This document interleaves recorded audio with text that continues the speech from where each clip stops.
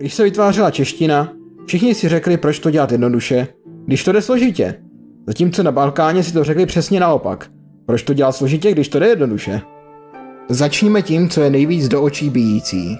A to je, balkánské slovanské jazyky nemají tvrdé i. A teď si můžete říkat, jak tedy rozlišují mezi tím, jestli to říct tvrdě nebo měkce? Odpověď zní úplně jednoduše. Prostě to vždycky říkají tvrdě, pokud po onom písmenu není j. Tak to tedy vypadá ekvivalent měkkých písmen. Kromě tohoto extrémního rozdílu je logika konstrukce vět dosti podobná. A je to spíše otázkou času, než si na to člověk zvykne. S rozdílem Bulharů a Makedonců. Ti totiž mají další specialitku. Tyto dva slovanské jazyky jako jediné neskloňují. V bulharštině se tak všechno řekne ve stejném tvaru. Například pro mámu za mama. Bulharština, makedonština a srbština se tak píše v cyrilici. Ale v případě srbštiny se učí jak v cyrilici, tak v latince. Srbové jsou tak zvyklí psát i v latince. Vlastně psát srbskou cyrilicí na klávesnici je mnohem jednodušší než tou ruskou, protože má svoje latinské ekvivalenty ve stejné pozici, zatímco ta ruská je kompletně přeházená. Bosňáci, Chorvati a Slovinci zase píší jen v latince. Ale na rozdíl od naší latinky má zase pár specialitek. Například H se čte jako H, zatímco H zkrátka neexistuje. Oni když to slyší, tak to nedokážou ani rozeznat, protože na ten rozdíl nejsou zvyklí.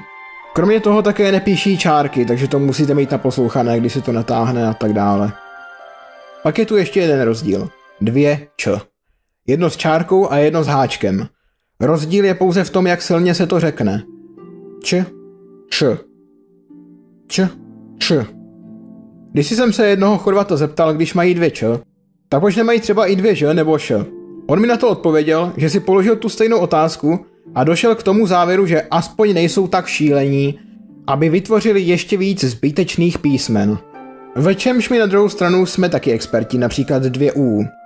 No jo, prostě šílenství.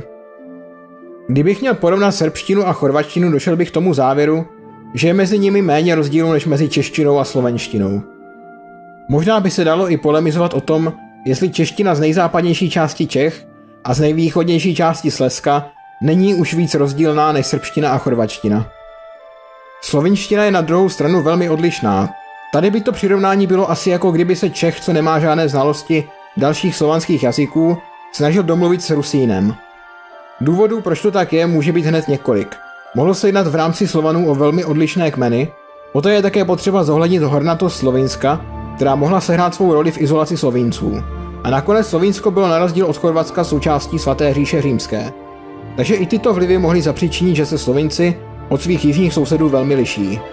A to by bylo všechno. Jenom na závěr dodám, že naučit se některý balkánský jazyk není vůbec těžké, je to jenom otázka času a praxe.